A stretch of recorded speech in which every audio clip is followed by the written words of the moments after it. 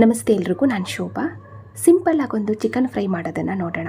ಮನೆಗೆ ಯಾರಾದರೂ ಗೆಸ್ಟ್ಗಳು ಬಂದಾಗ ಅಥವಾ ನಮಗೇನೆ ಊಟದ ಜೊತೆ ಸೈಡ್ ಡಿಶ್ ಆಗಿ ಏನಾದರೂ ಒಂದು ಸಿಂಪಲ್ಲಾಗಿ ಚಿಕನ್ ಫ್ರೈ ಮಾಡ್ಕೋಬೇಕು, ಅದು ಸ್ವಲ್ಪ ಸ್ಪೆಷಲ್ ಆಗಿರಬೇಕು, ಕಡಿಮೆ ಸಮಯದಲ್ಲಿ ಆಗಬೇಕು ಅಂದರೆ ಈ ರೀತಿ ಚಿಕನ್ ಫ್ರೈನ ನೀವು ಟ್ರೈ ಮಾಡಿ. ತುಂಬ ರುಚಿಯಾಗಿ ತುಂಬ ಸಿಂಪಲ್ಲಾಗಿ ಇದನ್ನು ರೆಡಿ ಮಾಡ್ಕೋಬೋದು. ಇವಾಗ ಇದನ್ನು ಮಾಡ್ಕೊಳ್ಳೋದಕ್ಕೆ ನಾನಿಲ್ಲಿ ಚಿಕನ್ ತೋರಿಸ್ತಾ ಇದ್ದೀನಿ. ಚಿಕನ್ ಬಂದು ಸುಮಾರಾಗಿ 1 kg ಆಗುವಷ್ಟು ಬೈಲರ್ ಕೋಳಿ ಚಿಕನ್ ತಗೊಂಡಿದ್ದೀನಿ. ಇದನ್ನು ನೀಟಾಗಿ ತೊಳ್ಕೊಂಡು ಸ್ವಲ್ಪನೂ ನೀರಿಲ್ಲದೆ ಇರೋ ಹಾಗೆ ಹಿಂಡಿ ಇಟ್ಕೊಂಡಿರೋ ಅಂಥದ್ದು. ಇವಾಗ ಇದನ್ನು ಒಂದು ಪಾತ್ರೆ ಮುಚ್ಚಿ ಹಾಗೆ ಒಂದು ಸೈಡಲ್ಲಿ ಇಟ್ಟು ಈ ಚಿಕನ್ ಫ್ರೈ ಮಾಡ್ಕೊಳ್ಳೋದಕ್ಕೆ ಸಿಂಪಲ್ಲಾಗಿ ಒಂದು ಚಿಕನ್ ಮಸಾಲ ಪುಡಿನ ರೆಡಿ ಮಾಡ್ಕೊಳ್ಳೋಣ. ಈ ಚಿಕನ್ ಮಸಾಲ ಪುಡಿ ರೆಡಿ ಮಾಡ್ಕೊಳ್ಳೋದಕ್ಕೆ ಒಂದು ಚಿಕ್ಕ ಮಿಕ್ಸಿ ಜಾರ್ಗೆ ಧನಿಯಾ ಕಾಳುಗಳನ್ನ ಹಾಕ್ತಾಯಿದ್ದೀನಿ, 2 ಸ್ಪೂನ್ ಆಗುವಷ್ಟು.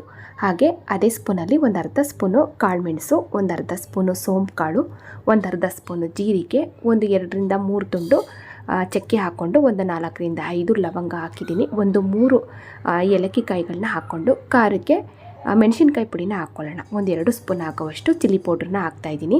ಅಥವಾ ಚಿಲ್ಲಿ ಪೌಡ್ರ್ ಇಲ್ಲ ಅಂದರೆ ನೀವು ಈ ಜಾಗದಲ್ಲಿ ಒಣ ಮೆಣಸಿನ್ಕಾಯಿನೂ ಕೂಡ ಹಾಕ್ಕೋಬೋದು. ನೋಡಿ, ಗ್ರೈಂಡ್ ಮಾಡ್ಕೊಳ್ಳೋದಕ್ಕೆ ಇದಿಷ್ಟೇ ಪದಾರ್ಥ. ಇವಾಗ ಇದನ್ನು ನಾವು ಸ್ವಲ್ಪ ನುಣ್ಣಗೆ ಪುಡಿ ಮಾಡ್ಕೊಳ್ಳೋಣ. ನುಣ್ಣಗೆ ಅಂದರೆ ತುಂಬ ನುಣ್ಣಗಲ್ಲ, ಸ್ವಲ್ಪ ತರಿಯಾಗಿದ್ದರೂ ಕೂಡ ಪರವಾಗಿಲ್ಲ. ನೋಡಿ, ಈ ರೀತಿ ನಾನು ಗ್ರೈಂಡ್ ಮಾಡ್ಕೊಂಡಿದ್ದೀನಿ. ಇಷ್ಟೇ, ಇದು ತುಂಬ ಸಿಂಪಲ್ಲಾಗಿರುತ್ತೆ. ಮಸಾಲ ಪುಡಿ ತುಂಬ ಚೆನ್ನಾಗಿರುತ್ತೆ. ಈ ರೀತಿ ನಾವು ರೆಡಿ ಮಾಡಿ ಇಟ್ಕೊಂಡ್ರೆ ಯಾವಾಗ ಬೇಕಾವಾಗ ಚಿಕನ್ ಫ್ರೈನ ಮಾಡ್ಕೋಬೋದು. ಇವಾಗ ಇದನ್ನು ಹಾಗೆ ಒಂದು ಸೈಡಲ್ಲಿಟ್ಟು ನೆಕ್ಸ್ಟು ಗ್ಯಾಸ್ ಆನ್ ಮಾಡಿ ಒಂದು ಪಾತ್ರೆನ ಬಿಸಿ ಇಟ್ಟು ಸ್ವಲ್ಪ ಎಣ್ಣೆ ಹಾಕಿದ್ದೀನಿ. ಎಣ್ಣೆ ಚೆನ್ನಾಗಿ ಬಿಸಿ ಆಗಬೇಕಾದ್ರೆ ಈರುಳ್ಳಿ ಹಾಕಿ ಫ್ರೈ ಮಾಡ್ಕೊಳ್ಳೋಣ. ಈರುಳ್ಳಿ ಬಂದು 3 ಈರುಳ್ಳಿ ಮೀಡಿಯಮ್ ಸೈಜು ಸ್ವಲ್ಪ ಸಣ್ಣದಾಗಿ ಕಟ್ ಮಾಡಿ ಹಾಕಿದ್ದೀನಿ. ಇದನ್ನು ಕೂಡ ನಾವು ಸ್ವಲ್ಪ ಚೆನ್ನಾಗಿ ಮಿಕ್ಸ್ ಮಾಡ್ಕೊತಾ ಫ್ರೈ ಮಾಡ್ಕೋಬೇಕು.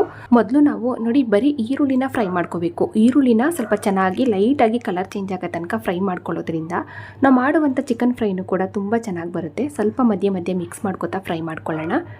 ನೋಡಿ, ಈರುಳ್ಳಿ ಒಂದು ಅರ್ಧದಷ್ಟು ಸ್ವಲ್ಪ ಕಲರ್ ಚೇಂಜ್ ಆಗಿ ಫ್ರೈ ಆಗಿದೆ. ಇವಾಗ ಇದಕ್ಕೆ ನಾನು ಅರಿಶಿನ ಪುಡಿ ಹಾಕ್ತಾಯಿದ್ದೀನಿ, 1-2ರಿಂದ 3 ಚಿಟಿಕೆ ಆಗುವಷ್ಟು. ಇವಾಗ ಶುಂಠಿ ಬೆಳ್ಳುಳ್ಳಿ ಪೇಸ್ಟ್ ಹಾಕೋಣ, 1 ಸ್ಪೂನ್ ಆಗುವಷ್ಟು. ಶುಂಠಿ ಬೆಳ್ಳುಳ್ಳಿ ಪೇಸ್ಟ್ ಇಲ್ಲ ಅಂದರೆ ಸ್ವಲ್ಪ ದಪ್ಪಾಗಿ ಶುಂಠಿ ಬೆಳ್ಳುಳ್ಳಿನ ಜಜ್ಜು ಕೂಡ ಸೇರಿಸ್ಬೋದು. ಸ್ವಲ್ಪ ಹಸಿ ಕರಿಬೇವಿನ ಎಲೆಗಳನ್ನೂ ಕೂಡ ಹಾಕಿದ್ದೀನಿ. ಇವಾಗ ಈ ಶುಂಠಿ ಬೆಳ್ಳುಳ್ಳಿ ಪೇಸ್ಟ್ ಹಾಕಿದ ಮೇಲೆ ತುಂಬ ಹೊತ್ತು ಫ್ರೈ ಮಾಡೋದು ಬೇಡ, ಹಸಿ ವಾಸನೆ ಕಡಿಮೆ ಆಗಲಿ ಅಂತ. ತುಂಬ ಹೊತ್ತು ಫ್ರೈ ಮಾಡ್ಕೋತಾ ಕೂತ್ಕೊಂಡ್ರೆ ಅದರಲ್ಲಿರುವಂಥ ಘಮ ಕಡಿಮೆ ಆಗುತ್ತೆ. ಹಾಗಾಗಿ ತುಂಬ ಹೊತ್ತು ನಾವು ಫ್ರೈ ಮಾಡಬಾರ್ದು. ನೋಡಿ, ಜಸ್ಟ್ ಈ ರೀತಿ ಚೆನ್ನಾಗಿ ಮಿಕ್ಸ್ ಮಾಡಿಕೊಂಡ್ರೆ ಸಾಕು. ಈ ರೀತಿ ಚೆನ್ನಾಗಿ ಮಿಕ್ಸ್ ಮಾಡಿಕೊಂಡು ಇವಾಗ ಇದಕ್ಕೆ ಆವಾಗಲೇ ನಾವು ತೊಳೆದು ನೀಟಾಗಿ ನೀರನ್ನೆಲ್ಲ ಹಿಂಡಿ ಇಟ್ಟಂತ ಈ ಚಿಕನ್ ಹಾಕೋಣ. ಎಲ್ಲ ಚಿಕನ್ನು ಕೂಡ ಸೇರಿಸಿದ ಮೇಲೆ ರುಚಿಗೆ ಉಪ್ಪನ್ನು ಸೇರಿಸೋಣ. ರುಚಿ ನೋಡಿಕೊಂಡು ಉಪ್ಪು ಹಾಕ್ಕೊಳ್ಳಿ. ಇವಾಗ ನಾವು ಚೆನ್ನಾಗಿ ಮಿಕ್ಸ್ ಮಾಡ್ಕೊತಾ ಫ್ರೈ ಮಾಡ್ಕೋಬೇಕು. ಈರುಳ್ಳಿ ಮಸಾಲೆನಲ್ಲಿ ಈ ಚಿಕನ್ನು ಒಂದು 70% ಆಗುವಷ್ಟು ಬೆಂದೋಗಬೇಕು. ಮಧ್ಯ ನಾವು ಚೆನ್ನಾಗಿ ಮಿಕ್ಸ್ ಮಾಡ್ಕೊತಾ ಒಂದು ಪಾತ್ರೆನ ಮುಚ್ಚಿ ಚಿಕನ್ನ ಚೆನ್ನಾಗಿ ಫ್ರೈ ಮಾಡ್ಕೊಳ್ಳೋಣ. ನೀರು ಬಿಟ್ಟು ಚಿಕನ್ ಚೆನ್ನಾಗಿ ಫ್ರೈ ಆಗಬೇಕು, ಒಂದು 70% ಆಗುವಷ್ಟು.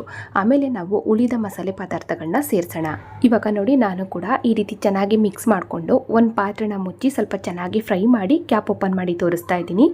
ಚಿಕನ್ ನೋಡಿ ನೀರು ಬಿಟ್ಟು ಚೆನ್ನಾಗಿ ಫ್ರೈ ಆಗ್ತಾ ಇದೆ, ಒಂದು 70% ಆಗುವಷ್ಟು ಬೆಂದೋಗಿದೆ. ನೋಡಿ, ಇವಾಗ ಚೆನ್ನಾಗಿ ಒಂದ್ಸಲ ಮಿಕ್ಸ್ ಮಾಡ್ಕೊಳ್ಳೋಣ. ಈ ರೀತಿ ಒಂದ್ಸಲ ಚೆನ್ನಾಗಿ ಮಿಕ್ಸ್ ಮಾಡಿಕೊಂಡು ಇವಾಗ ಇದಕ್ಕೆ ಆವಾಗಲೇ ನಾವು ರೆಡಿ ಮಾಡಿ ಇಟ್ಕೊಂಡಂಥ ಈ ಚಿಕನ್ ಮಸಾಲ ಪುಡಿನ ಸೇರಿಸೋಣ.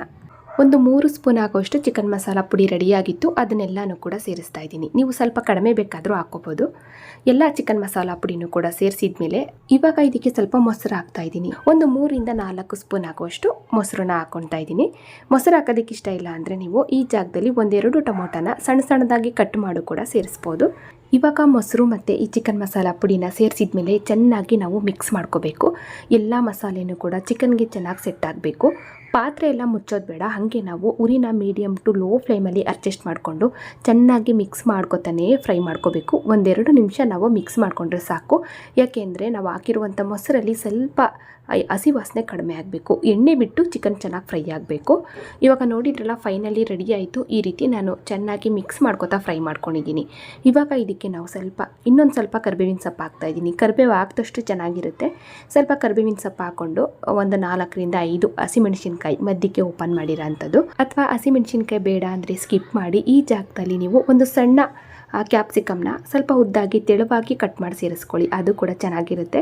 ಇವಾಗ ನಾನಿಲ್ಲಿ ಸ್ವಲ್ಪ ಹಸಿ ಕರಿಬೇವು ಮತ್ತು ಹಸಿಮೆಣಸಿನ್ಕಾಯಿನ ಹಾಕಿದ ಮೇಲೆ ಚೆನ್ನಾಗಿ ನಾನು ಮಿಕ್ಸ್ ಮಾಡ್ಕೊಂಡಿದ್ದೀನಿ. ನೋಡಿ, ಇನ್ನೂ ಕೂಡ ನಾನು ಗ್ಯಾಸ್ ಆಫ್ ಮಾಡಿಲ್ಲ. ಇವಾಗ ಫೈನಲಿ ಗ್ಯಾಸ್ ಆಫ್ ಮಾಡಿಕೊಂಡು ಕೊನೆಯದಾಗಿ ಸ್ವಲ್ಪ ಕೊತ್ತಂಬರಿ ಸೊಪ್ಪನ್ನ ಹಾಕಿ ಇನ್ನೊಂದು ಸಲ ಮಿಕ್ಸ್ ಮಾಡ್ಕೊತು ಅಂದರೆ ಸಖತ್ ರುಚಿಯಾಗಿ, ಅಷ್ಟೇ ಸಿಂಪಲ್ಲಾಗಿ ಮತ್ತು ಸ್ವಲ್ಪ ಸ್ಪೆಷಲ್ಲಾಗಿ ಒಂದು ಚಿಕನ್ ಫ್ರೈ ರೆಡಿಯಾಗಿ ಹೋಗುತ್ತೆ. ತುಂಬ ರುಚಿಯಾಗಿರುತ್ತೆ. ಇನ್ಸ್ಟೆಂಟಾಗಿ ಮಾಡ್ಕೋಬೋದು. ಮನೆಗೆ ಯಾರಾದರೂ ಗೆಸ್ಟ್ ಬಂದಾಗ ಅಥವಾ ಊಟದ ಜೊತೆಗೆ ಸೈಡ್ ಡಿಶ್ ಆಗಿ ನಮಗೇನೆ ಏನಾದರೂ ಸಿಂಪಲ್ಲಾಗಿ ಒಂದು ಚಿಕನ್ ಫ್ರೈ ಮಾಡ್ಕೋಬೇಕು ಅಂತ ಅಂದ್ಕೊಂಡಿದ್ರೆ ಈ ರೀತಿ ನೀವು ಟ್ರೈ ಮಾಡ್ಬೋದು. ನೋಡಿ, ಇಷ್ಟೇ, ಇದು ಫೈನಲಿ ರೆಡಿ ಆಯಿತು. ಇದು ಏನಾದರೂ ನಾವು ಅನ್ನ ರಸಂ ಮಾಡಿದಾಗ ಸೈಡ್ ಡಿಶ್ ಆಗಿ ಅಥವಾ ಅನ್ನ ಬೇಳೆ ಸಾಂಬಾರು ಮಾಡಿದಾಗ ಸೈಡ್ ಡಿಶ್ ಆಗಿ, ವೈಟ್ ರೈಸು ಕೂಡ ಇದರಲ್ಲಿ ತಿನ್ಬೋದು. ಚಪಾತಿಗೂ ಕೂಡ ಚೆನ್ನಾಗಿರುತ್ತೆ, ಟ್ರೈ ಮಾಡಿ. ನೋಡಿದ್ರಲ್ಲ ಫ್ರೆಂಡ್ಸ್, ಇವತ್ತಿನ ಈ ಸಿಂಪಲ್ ಆದ ಮತ್ತು ಅಷ್ಟೇ ರುಚಿಯಾದ ಒಂದು ಚಿಕನ್ ಫ್ರೈ ರೆಸಿಪಿ ನಿಮಗೆಲ್ಲರಿಗೂ ಇಷ್ಟ ಆಯಿತು ಅನ್ಕೋತೀನಿ. ಇಷ್ಟ ಆದರೆ ಲೈಕ್ ಮಾಡಿ, ಶೇರ್ ಮಾಡಿ. ಹಾಗೆ ಇದೇ ರೀತಿ ಇನ್ನಷ್ಟು ಈಜಿ ರೆಸಿಪಿಗಳಿಗಾಗಿ ನೋಡಿ ತಿಳಿ ಮಾಡಿ ಕಲಿ ಚಾನಲ್ನ ಸಬ್ಸ್ಕ್ರೈಬ್ ಮಾಡ್ಕೊಳ್ಳಿ. ಹಾಗೆ ಬೆಲ್ ಬಟನ್ ಕೂಡ ಕ್ಲಿಕ್ ಮಾಡಿ. Thank you.